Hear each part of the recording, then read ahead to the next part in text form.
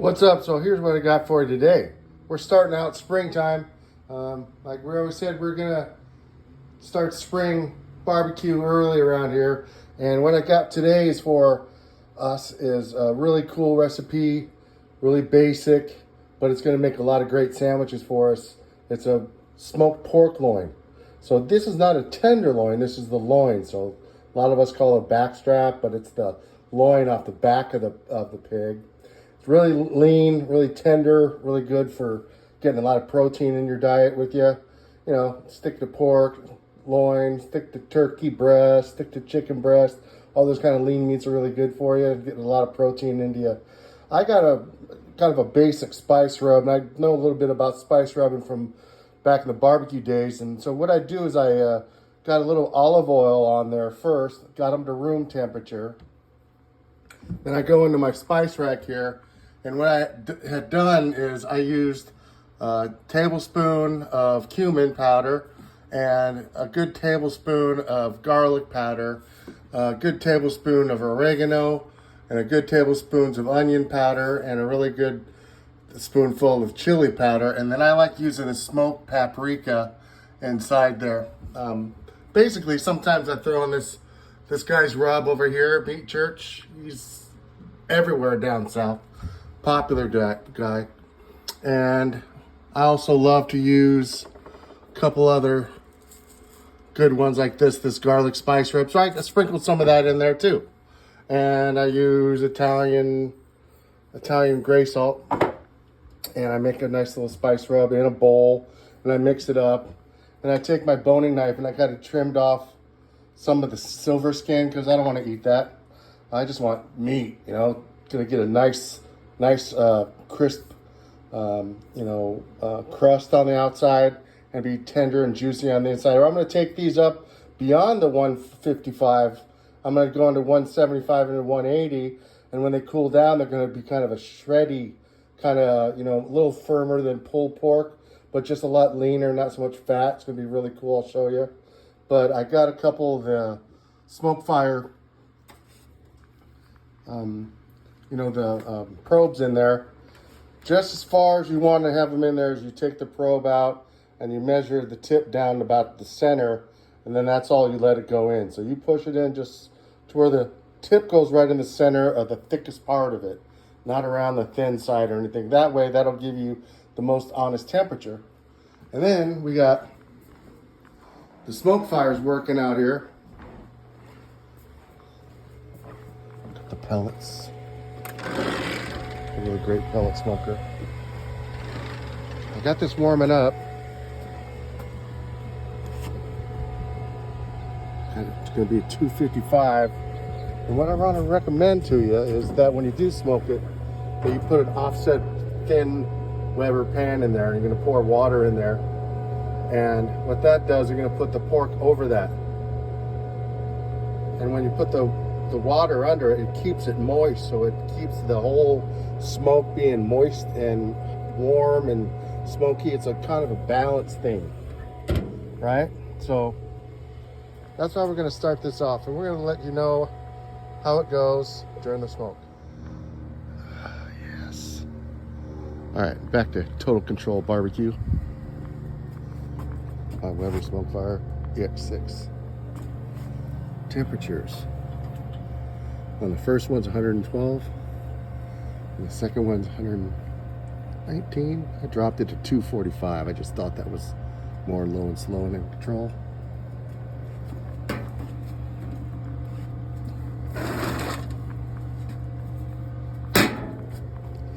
Let's see how she's doing.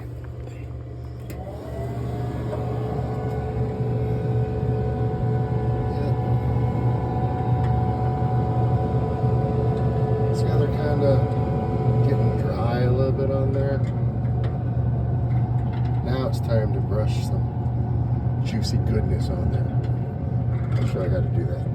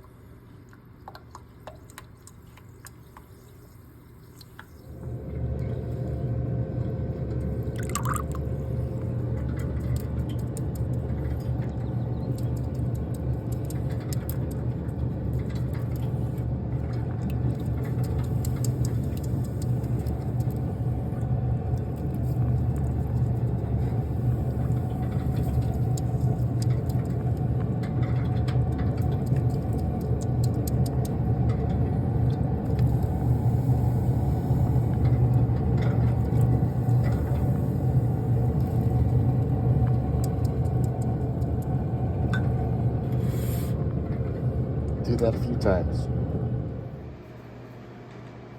So now what I'm doing here is I'm doing something that's going to probably blow all your minds. But after I took the smoked pork out last night, I put it in foil. And then today I put it in pressure cooker, Instapot, for an hour. So I got this smoked pork shoulder loin thing here. It's all been cooking with all that good juice right there. That's going to go into something. Put that sign there. Now let's see if an hour was enough. Yeah, so I got this meat that I'm pulling apart now.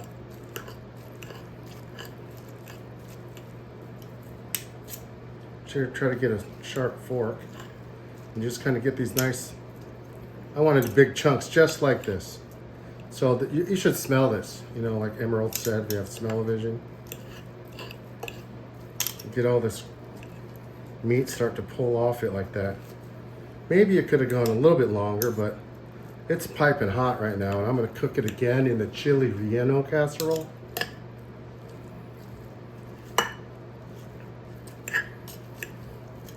So what you want is this big chunkies, just perfectly cooked. If you cooked it longer than this, it'd probably get all dried out, right? And you don't want it to get dried out, because when it's too dry, you might be too high. Just kidding. So I'm gonna use this and pour it back in and do the, how do you pronounce it? It's Sonolia, Mexico.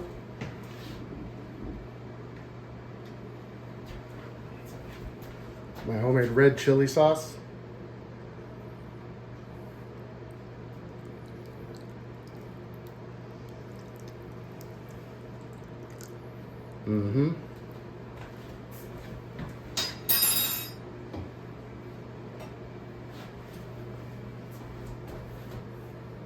My new favorite thing is the Hatch Red Chili Company. This is their mild brand. You saw it in the picture. A scoop of that in there. And that's what this is going to be going in the casserole in just a little bit. How's that look?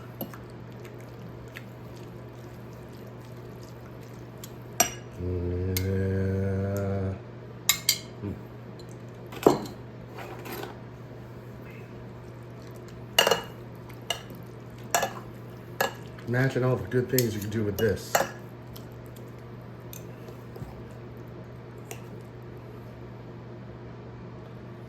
I got all that juice, all that barbecue flavor, all the red chili sauce, all the smoked pork loin.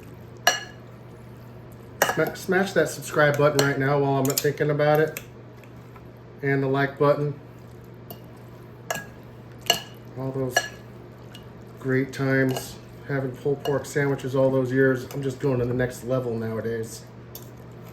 Look at that. Okay, that ingredient's ready.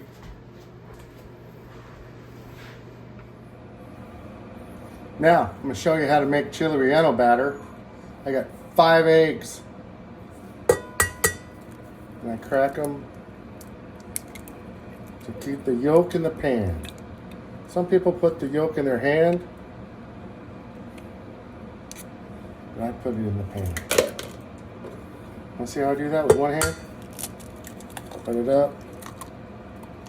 Because your hand is soft, softer than the shell is. Your hand is softer than the shell.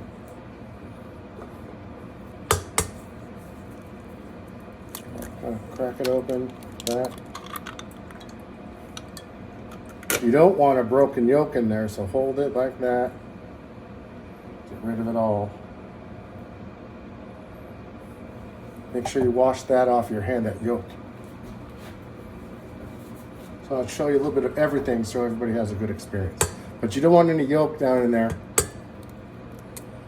because it won't let the whites float enough. This is like very similar to making souffles. Avoid the yolk. Yolk's gonna go back in there. Oop, and there's a little chunk in there, so I'll show you what to do with that. What's happening, I think, is these eggs are a little bit older, so that they're not. So here's a trick. It's going on like that. Save it for later. There's another yolk right there. Do it like that. I don't got any yolks in there. So I got the yolk separated. Wash my hands off. So we're going to take this to the third level, some people say.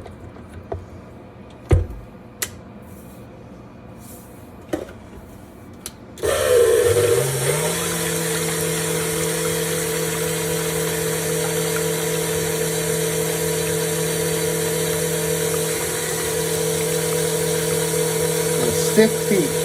What a stiff peak is that it's not a soft peak, so it looks more like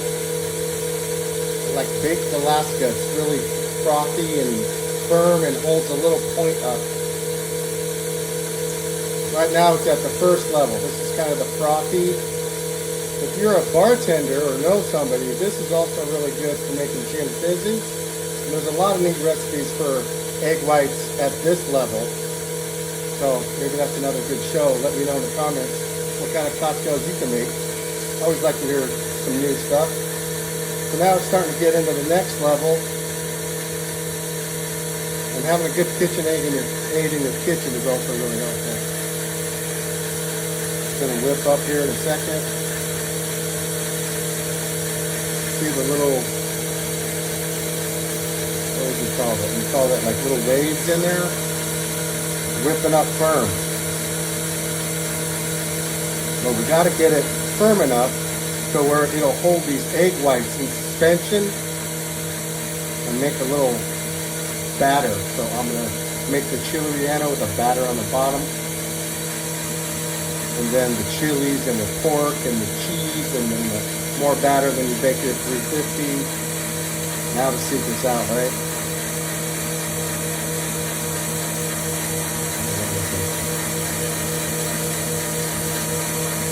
Just about there is how you can tell. Here's a test.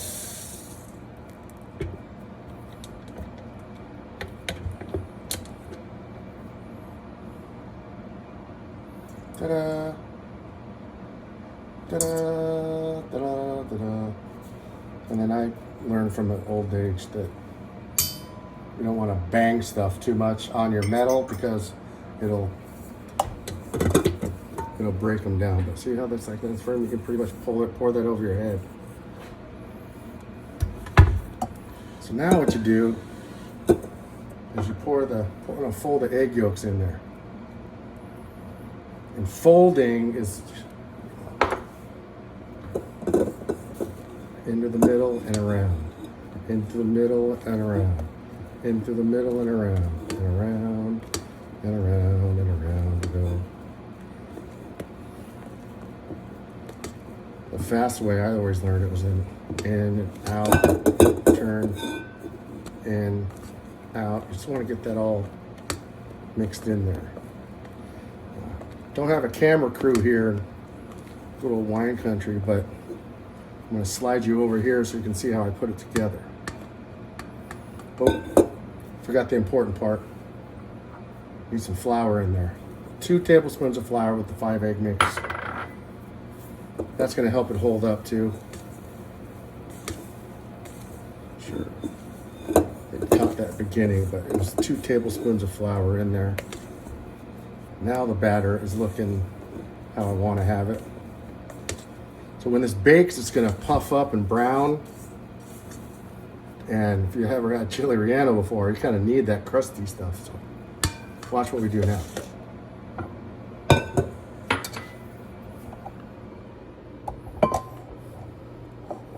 I have my dish.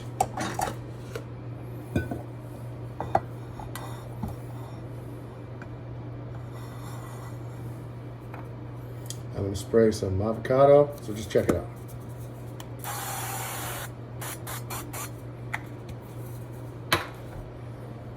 I got my fire roasted poblano chilies already. I got my pork already. And I got my cotija tortilla, and I got, which is Mexican cheese, and I got my mozzarella, and I got my Monterey Jack. It's a good one. You can put whatever kind of cheese, pepper jack, whatever. It depends on what you want to do to modify. But this is a cool way to do it too. So I'll take, first level the batter. Put it on the bottom like that.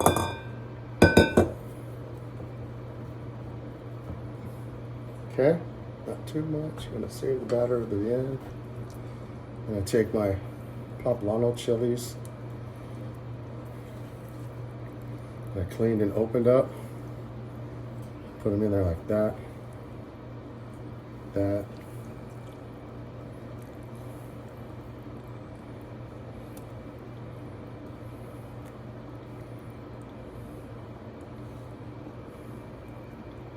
A little bit of seeds, not a big deal. Okay, so I got my Poblanos in there. And you know I want this, do my pork with my fingers. So I can put it exactly where I want. Oh, look at that. I thought I made this up, but then I saw on a recipe on YouTube and a couple other pieces, like other pages, masters like Skip Bayless's brother.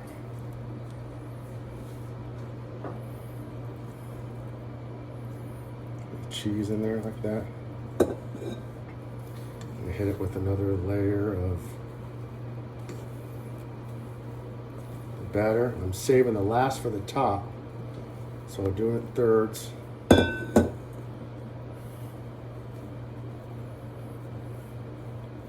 I got my oven over here at 350.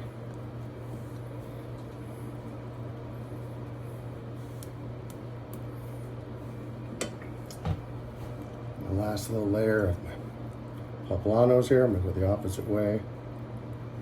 You can go whatever way you want, opposite.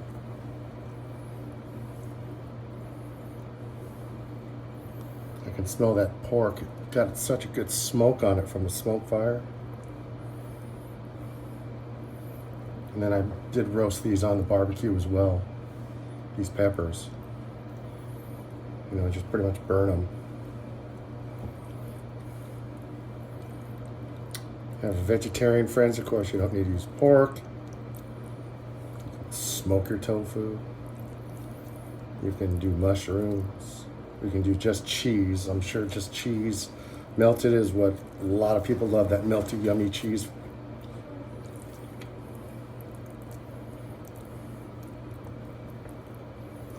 Second layer, looking good. Got all those Hatch chilies mixed in with all that juicy pork juice from that. I really like that method of smoking the pork loin to perfection.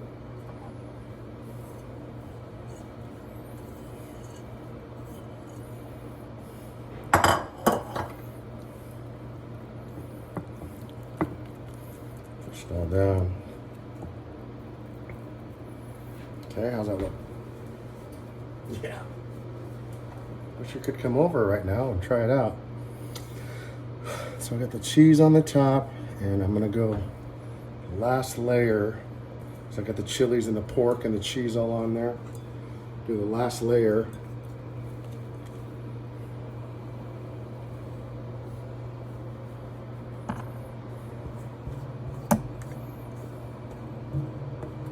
The 9x9 pan.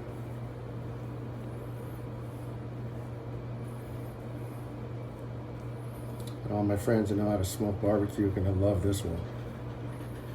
Wish I had smell-o-vision. Emerald, shout out. I'm a big fan of a lot of YouTube and previous chef shows, and even a lot of new ones. Cooking Con Claudia, shout out. Steve on another food show. Steve, you're a master, bro. If you see my videos, I'll be so impressed. All right. Oops, we got extra pork left over. Guess I'd have to put that in a sandwich. So this goes in at 350 for about 35 minutes until it's golden brown on the bottom and the top. We'll show you what it looks like when it comes out. And now, let's give it a try. It's been in the oven for about 25 minutes at 350. I've let it rest for about 15 minutes and I cut around the outside here. I'm gonna go inside.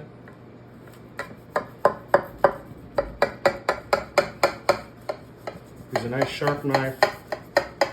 Make sure you cut through everything in there.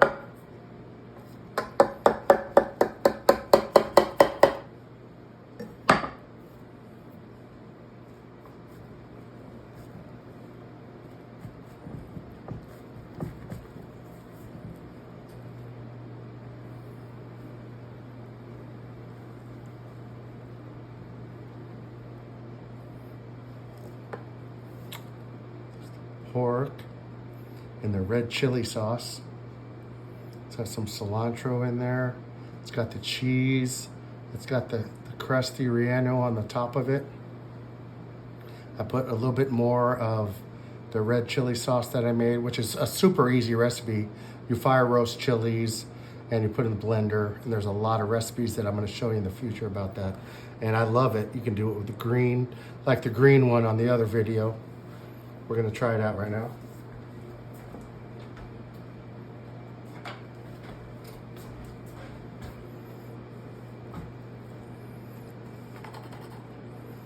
That's a lot of cheese and a lot of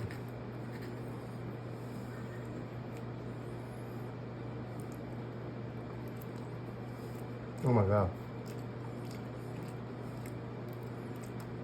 The poblano and the red chili is not too spicy, but it's elevated. So people that don't like spicy would be like, oh my God. And we'll, not light them up. I think you really like this recipe. Let me know in the comments if you have any questions about any of the ingredients and where I got them. I love to flaunt everywhere I get all my good ingredients from, because I think it's really important to use great ingredients to make even a more heightened flavor meal. Thanks for watching this video.